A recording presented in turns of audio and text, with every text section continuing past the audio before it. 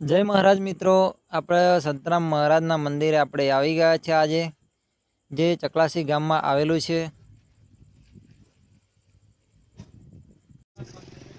માટે આવતા હોય સંતરામ મહારાજના મંદિરે ત્યાંથી આ રસ્તો બાલેજ બાજુ જાય છે અને આ રસ્તો અલિન્દ્રા બાજુ જાય છે। અહીંયા બાલેજ અહીંયાથી માત્ર 50 મીટરના અંતરે આપણા સંતરામ મહારાજનું મંદિર આવેલું છે।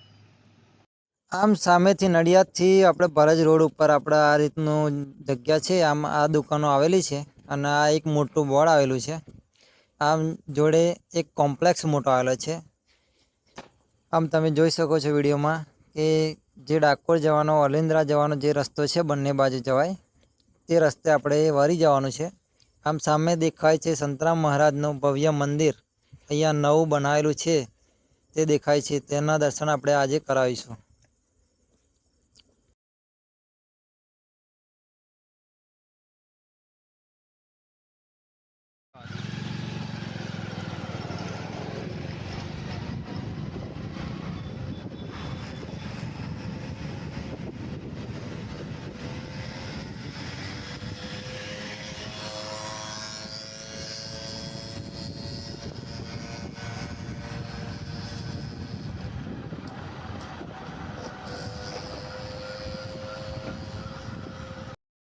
આમ ત્યાંથી માત્ર 50 મીટરના અંતરે આપણે જોઈ શકો છો વિડીયોમાં કે અહીંયા ગેટ બનાવેલો છે અને હાલના સમયમાં કામ ચાલુ છે।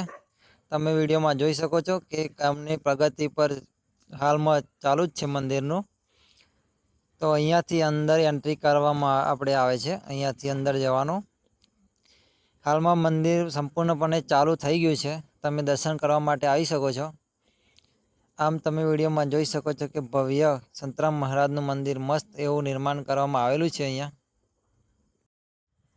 આમ મિત્રો આખું નડિયાદ જે જય મહારાજના નામથી પ્રચલિત છે, આમ અહીંયા ચકલાસી ગામમાં પણ ભવ્ય મંદિર બનાવવામાં આવે છે।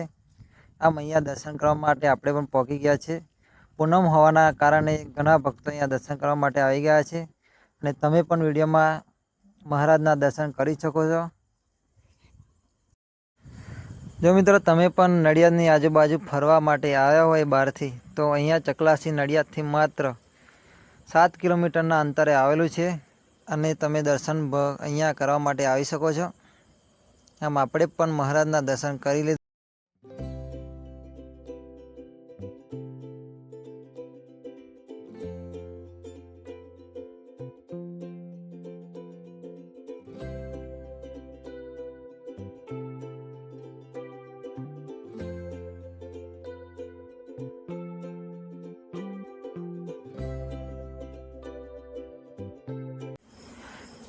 જય મહારાજ મિત્રો, આપણે ગામ ચકલાસી આવી ગયા છે સંતરામ મહારાજના દર્શન કરવા માટે અને પૂનમ હોવાના કારણે અહીંયા દર્શન કરવા માટે આવી ગયા છે।